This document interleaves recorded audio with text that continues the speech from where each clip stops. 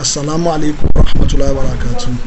You are welcome to the next edition of our online chemistry class coming to you from Islamic College Oshogbo.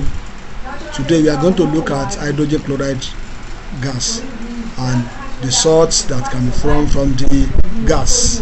Hydrogen chloride gas is a gaseous covalent molecule and it is polar and diatomic.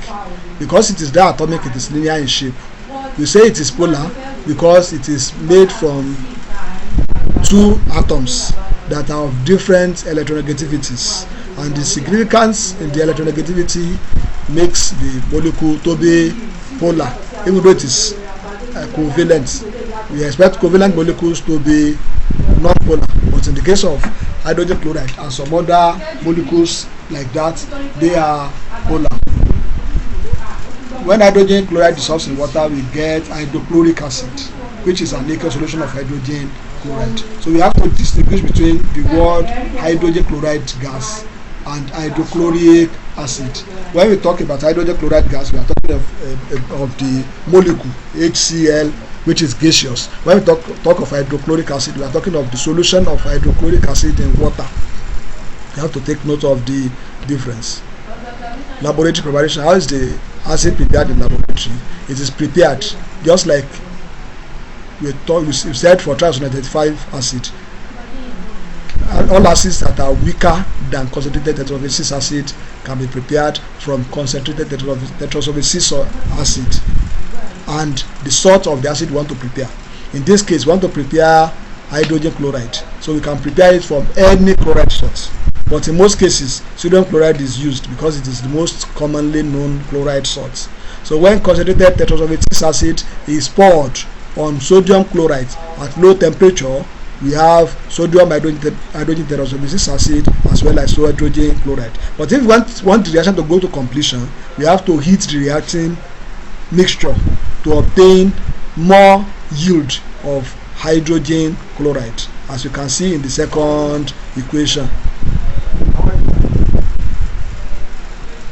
Now, the diagram that is on display is the diagram to show the laboratory preparation of the acid, the gas in the laboratory. You have a pour of concentrated tetrasulfate acid through a Ss2 funnel into a flask containing sodium chloride, and the hydrogen chloride gas that is produced is first of all passed into a flask containing concentrated tetraoxosulfate acid, which serves as a drying agent while the gas is collected by downward delivery. As you can see, the gas is collected by downward delivery, showing that the gas is denser than air. And if you calculate its relative molecular mass, you will agree with me that it is denser than air, because its relative molecular mass is significantly higher than that of air. It is a colorless gas with choking smell, and the gas is poisonous. Therefore, it needs to be prepared in a fume cupboard. The gas readily dissolves in water because just like we have said, it is polar, and therefore the gas is one of those gases that can be used in fountain experiments. Just like ammonia can be used in fountain experiments, and sulfur oxide can be used in fountain experiments due to their solubilities in water. It also dissolves in non-polar solvents like methylbenzene, otherwise called toluene. It fumes in moist air. This is because of its ability to dissolve in water. So when the gas is exposed to air that is humid, the gas dissolves in tiny droplets of water vapor in the atmosphere, forming tiny droplets of the hydrochloric acid, which is a form of fumes. Then the acid, when exposed to damp or wet or moist litmus paper, turns the litmus paper red. This is also emphasizing the acidic nature of the gas. Its chemical properties. So the first one we are going to look at is when it reacts with ammonia. When the acid reacts with ammonia, it forms ammonium chloride, and that is why when the two gases come in contact, there is a dense white film, because ammonium chloride is white, and when it is first formed like that, it is in gaseous form. But when allowed to cool, it will become solid ammonium chloride. It undergoes all the reactions of acid, like liberation of hydrogen when reacted with active metal, like liberation of carbon dioxide when reacted with transcarbonate phosphate, like formation of salt and water only when reacted with bases. Then, like all other chlorides, when drops of silver 95 solution is put in a gas jar containing hydrogen chloride gas, white precipitate is formed. The white precipitate formed is silver chloride, which is insoluble. So this silver chloride is soluble in ammonia solution. So when ammonia solution is added, the solution dissolves, white precipitate dissolves, and this is even used as a test for all chlorides, hydrogen chloride inclusive. Also, when the acid comes in contact with lead 295 solution, like when the acid is passed into a solution of lead 295, or when 295 solution of lead is dropped into a gas jar containing the acid, a white precipitate is formed. And this is because lead 2 chloride is formed, and lead 2 chloride is insoluble at room temperature, even though lead 2 chloride when warmed becomes soluble. Solutions of hydrogen chloride, like we have said, when hydrogen chloride dissolves in water, it forms hydrochloric acid, which is a strong acid. The acid ionizes completely in water, and the hydrochloric acid that is formed is 36% hydrogen chloride gas. Therefore, a solution of hydrogen chloride in water, we have all the properties of acid. It will form, that's why it will form white precipitate with silver 295 solution. It will liberate hydrogen when reacted with metal. It will liberate carbon dioxide from transcarbonate phosphate. It will form salts and water with any base. The other way by which we can have a solution of hydrogen chloride is when hydrogen chloride is dissolved in methylbenzene. In such a situation, because the methylbenzene, which is the solvent in this case, is non-polar, so when hydrogen chloride dissolves in it, it will not ionize, though it will dissolve, but it will not form ions. The hydrogen ion will not be formed. Because hydrogen ions are not formed, chloride ions are not formed, it will not exhibit all the reactions we have mentioned above. It will not form white precipitate with silver 295 solution or lead 2 295 solution. It will not form hydrogen gas when reacted with active metal. It will not form carbon dioxide when reacted with transcarbonate 4 salts, and it will not form salt and water when reacted with bases. So that this, and the solution will not conduct electricity, while the solution in water, when we dissolve hydrogen chloride in water, the solution will conduct electricity. So these are the differences between solution of hydrogen chloride gas in water and solution of hydrogen chloride gas in methylbenzene. So this is what I have explained before, that the solution is 36% of hydrogen chloride gas, and it is a strong acid. Now, what are the uses of hydrogen chloride? Hydrogen chloride is used in testing, analyzing, and synthesizing other reagents. Then hydrochloric acid or hydrogen chloride gas is a raw material in the preparation of plastics, like chloroethene, which is a monomer of polyvinyl chloride. Chloroethene is also called vinyl chloride. So polychloroethene or polyvinyl chloride is what we usually call PVC, which is used in manufacturing PVC pipes. So one of the raw materials that can be used is hydrogen chloride gas. It's also used in pickling of metal surfaces.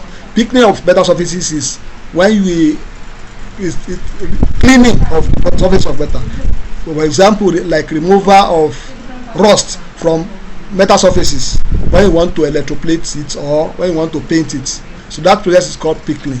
And hydrogen chloride gas, hydrochloric acid is useful. Hydrochloric acid is useful in that process. Then hydrochloric acid is used in hydrolysis of starch. That is when we want to convert starch to glucose. When starch is hydrolyzed, glucose is formed. Glucose molecules are produced. So hydrochloric acid is used in that hydrolysis. Then it's also used in the production of drugs and dyes, as well as in producing aqua regia. Aqua regia is a mixture of hydrogen chloride solution, hydrogen chloride acid, and triosonate 5 acid. When hydrochloric acid and triosonate 5 acid are mixed in ratio 3:1, get a solvent which is called aqua regia. Aqua regia is usually used as a solvent for gold and platinum, and it's also used to remove stubborn stains from glass.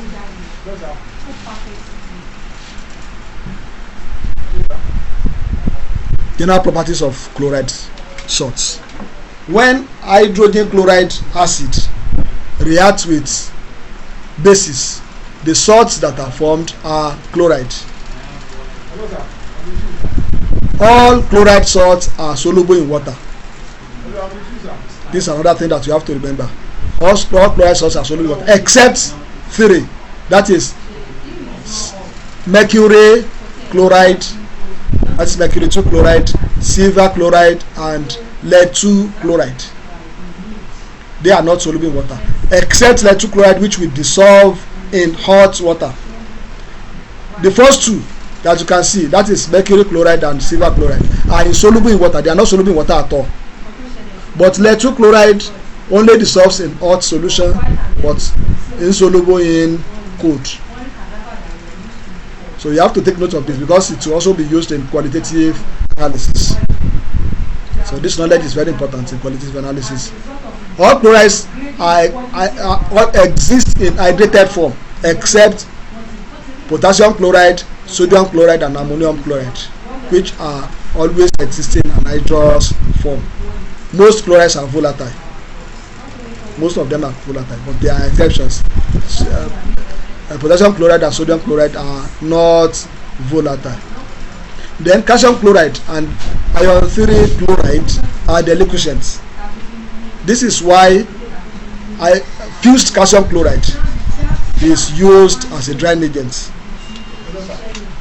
It's used as a drying agent in the laboratory. Now, how do we prepare chloride salts in the laboratory? Just like any other way by which we prepare salts. If the salts are soluble, in which case most of them are soluble. So soluble chlorides can be prepared by neutralization. That is by reaction of hydrochloric acid with the base. They can also be prepared by reaction of the acid with metal, the required metal. They can also be prepared by reaction of the acid with trioxocarbonate 4 salt of the required metal. For example, if I want to prepare sodium chloride, I have 3 options or 2 options in this case. I can use sodium hydroxide with hydrochloric acid. I can use sodium tricarbonate 4 with hydrochloric acid. I will not use sodium metal with hydrochloric acid because sodium metal is highly reactive. But if you are talking about magnesium chloride that I want to prepare now, I have 3 options: magnesium hydroxide with hydrochloric acid, magnesium tricarbonate 4 with hydrochloric acid, magnesium metal with with hydrochloric acid. In fact, I can also use magnesium oxide, so making 4 options: magnesium oxide with hydrochloric acid. So all of them will give me magnesium chloride. So if somebody asks you to describe the process of preparing magnesium chloride, you have 4 possible starting materials apart from hydrochloric acid. Then after the preparation, you know that you have to collect the salts by crystallization. But if it is insoluble chloride that you want to prepare, if you want to prepare insoluble chloride, any of the 3 that we said are insoluble, then you know that you should use double decomposition. For example, you want to prepare silver chloride, you use double decomposition. You can use any soluble chloride plus any soluble salt of silver. For example, now you can use silver 235 with sodium chloride. Then you are going to get your silver chloride. You want to prepare mercury chloride, you can use any soluble salt of mercury nitrate with hydrogen chloride or sodium chloride or potassium chloride. So this will give us, and when it is prepared by double decomposition like that, you know that your salt will be prepared as a precipitate, so you would recover it from the mixture by filtration. Now, what are the chemical properties of chlorides? Some of them have peculiar properties, and these are the ones I'm going to mention. Ammonium chloride, as we mentioned the other time, is sublimable, so it sublimes on heating to form ammonium chloride gas, which on further heating will form ammonia gas and hydrogen chloride. Silver chloride dissolves in ammonia solution, but it is insoluble in water, just like we have said. And then when silver chloride is exposed to light, it usually turns grey because it will decompose to form silver ion and chloride ion.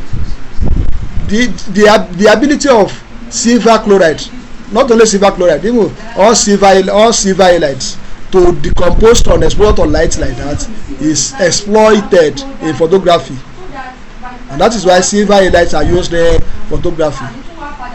Then all chlorides dissolve or react with tetraoxomatic acid to form hydrogen chloride gas. How do we test for chloride in the laboratory? I think we have mentioned that when we are talking the other time, that when chlorides come in contact with silver 235 solution or lead 235 solution, white precipitate is formed. So if you are using silver 235 solution, when silver 235 solution is added to a solution of chloride, a white precipitate is formed. When 235 acid is added, the precipitate remains soluble. Then when ammonia solution is added, the precipitate dissolves in ammonia solution. Or on the other hand, the test may come from another angle.